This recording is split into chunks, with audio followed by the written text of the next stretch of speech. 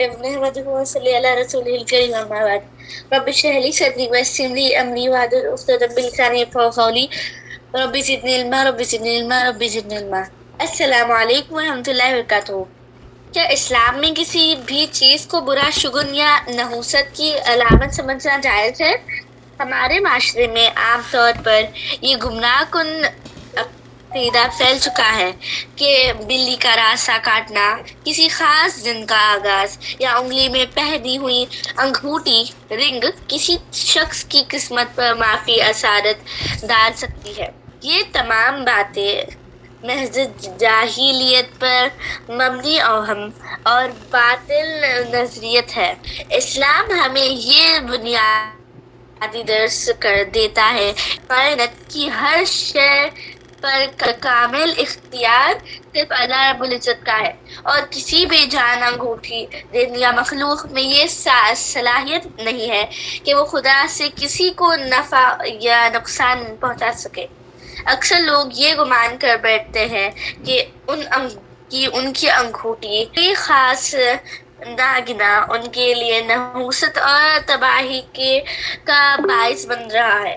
ایسا نظریہ عقیدہ توحید کی روح میں کے عین منافی ہے کہ ایک بے جان شے نہ تو کسی کے نصیب کو تبدیل کر سکتی ہے اور نہ ہی کسی آفات کو دفع کرنے کی صلاحیت رکھتی ہے. جب کوئی شخص ایسی اشیاء کو اپنے نفع و نقصان کا ذریعہ تصور کرنے لگتا ہے تو وہ در حقیقت اللہ تعالیٰ کی ذات عالیشان پر اپنے توکل اور ایمانی عقیدے کو مجروح کر دیتا ہے. اسلام اس انسانی فکر کو ان باطل اور خیالات کی غلامی سے آزادی دلا کر صرف ایک پروردگار کی ذات پر کامل بھروسہ کرنے کا حفظ مراتب سکھاتا ہے. نبی کریم صلی اللہ علیہ وسلم نے فرمایا، جاہلیت کی رسوم اور بدشگونیوں کی خطیت کے ساتھ تردید فرمائی ہے اور ارشاد فرمایا کہ کسی چیز کو نحوست کا باعث سمجھنا گمراہی ہے. اسلام میں نہ کوئی برا شگن ہے اور نہ کوئی نحوست ہے. صحیح بخاری.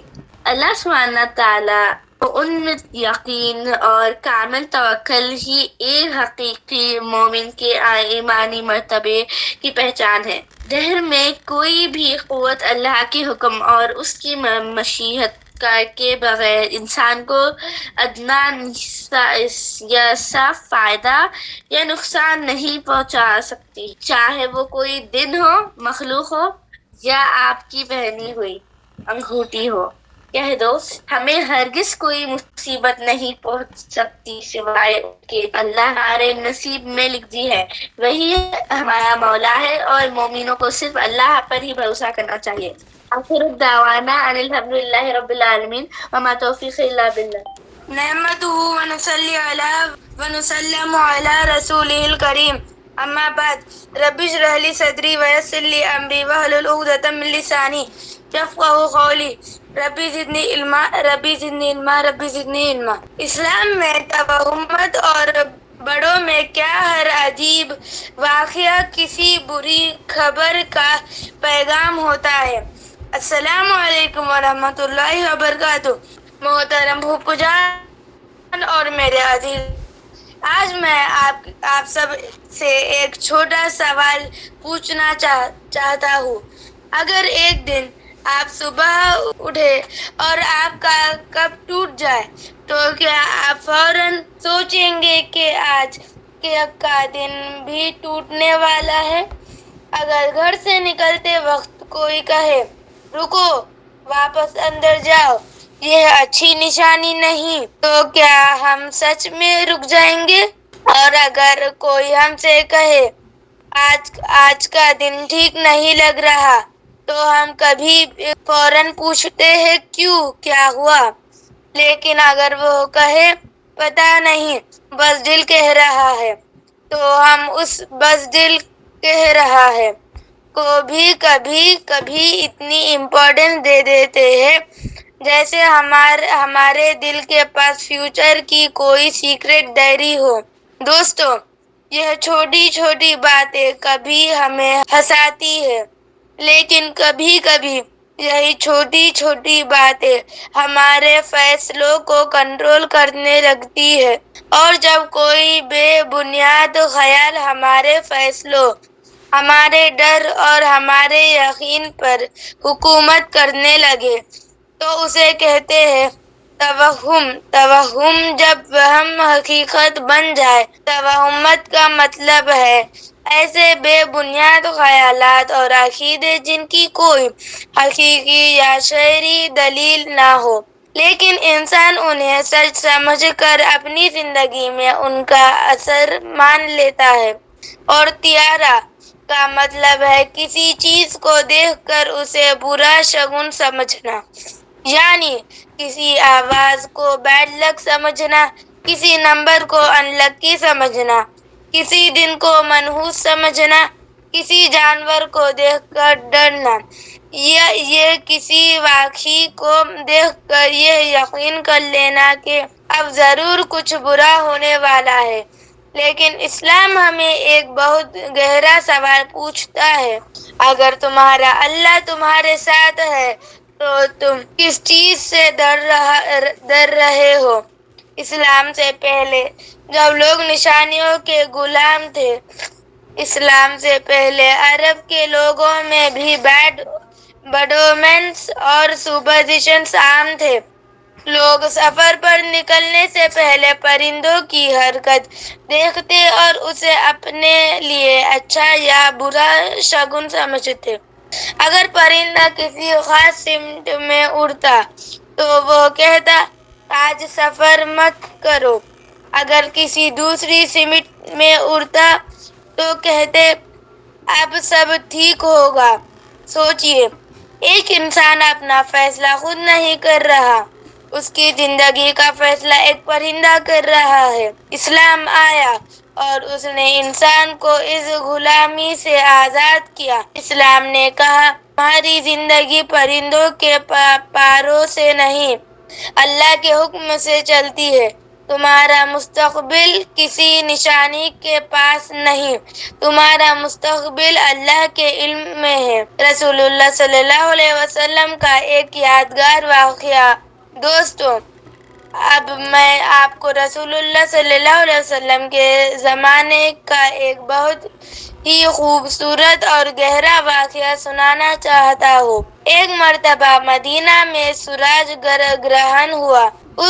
اسی دن رسول اللہ صلی اللہ علیہ وسلم کے بیٹے ابراہیم رضی اللہ تعالیٰ عنہ کا انتقال ہوا تھا۔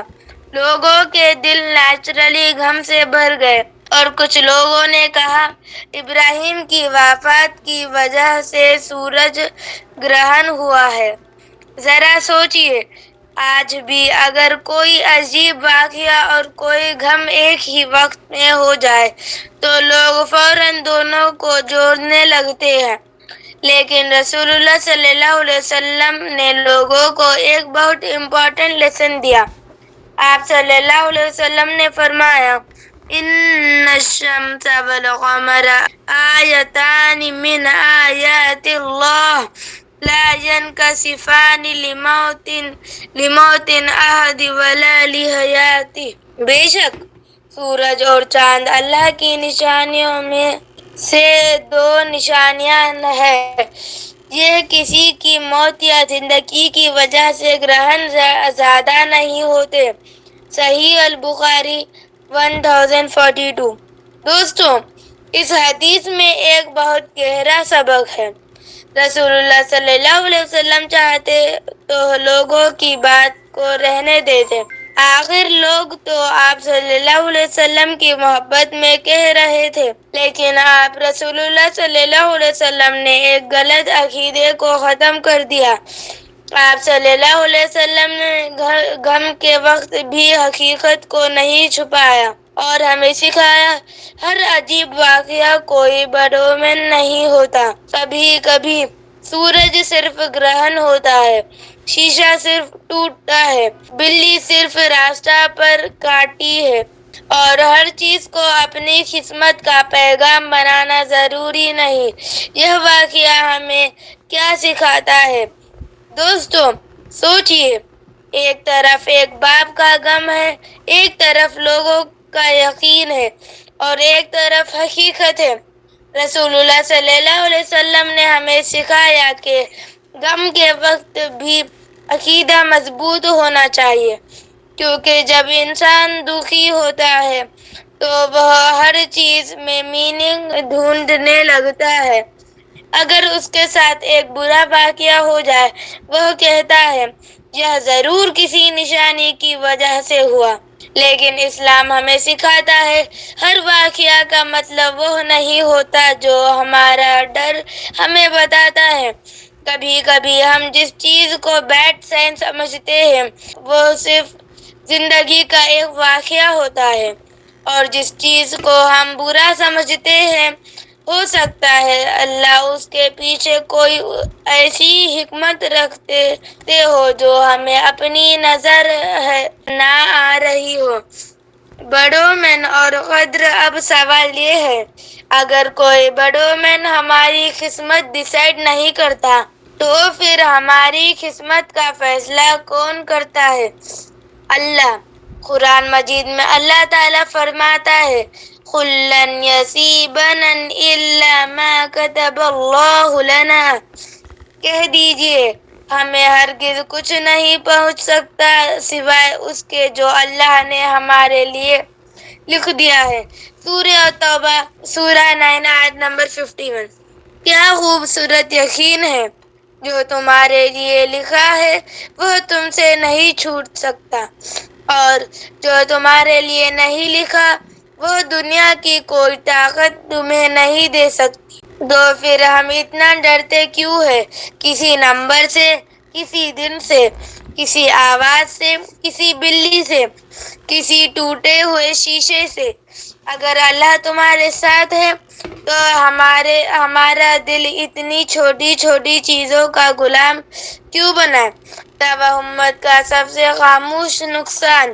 دوستو، توہمات کا سب سے بڑا نقصان یہ نہیں کہ ہم کبھی کسی چیز کو بیڈ لک سمجھ لیتے ہیں، سب سے بڑا نقصان یہ ہے کہ توہمات ہمارے اندر خوف پیدا کرتی ہے، اور خوف اگر دل میں جگہ بنا لے تو انسان ان کاموں سے بھی پیچھے ہٹ جاتا ہے جن میں اللہ نے اس کے لیے خیر رکھی ہوتی ہے۔ ایک شخص کہتا ہے میں یہ کام نہیں کروں گا، مجھے اچھا سین نہیں ملا۔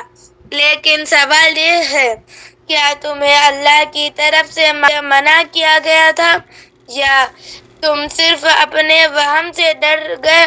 ایک مومن کو اپنے فیصلے وہم سے نہیں، دعا سے کرنے چاہیے، بڑوں مین سے نہیں، استخارہ اور توکل سے کرنی چاہیے، لوگوں کے خوف سے نہیں، اللہ کا یقین سے جانا چاہیے۔ ایک حدیث اور ایک خوبصورت بیلنس۔ رسول اللہ صلی اللہ علیہ وسلم نے فرمایا لا طیرۃ فخیرها الفعل، پروں میں کی کوئی حقیقت نہیں اور بہترین چیز اچھا شگن ہے۔ صحیح البخاری 5755۔ صحابہ نے پوچھا پھل کیا ہے؟ آپ رسول اللہ صلی اللہ علیہ وسلم نے فرمایا الکلمۃ الصالحۃ یسمعها احدکم، وہ اچھی بات جو تم میں سے کوئی سنتا ہے۔ یعنی اسلام ہمیں نیگیٹو سپرسٹیشن سے دور کرتا ہے لیکن پازیٹیو ہوپ دیتا ہے۔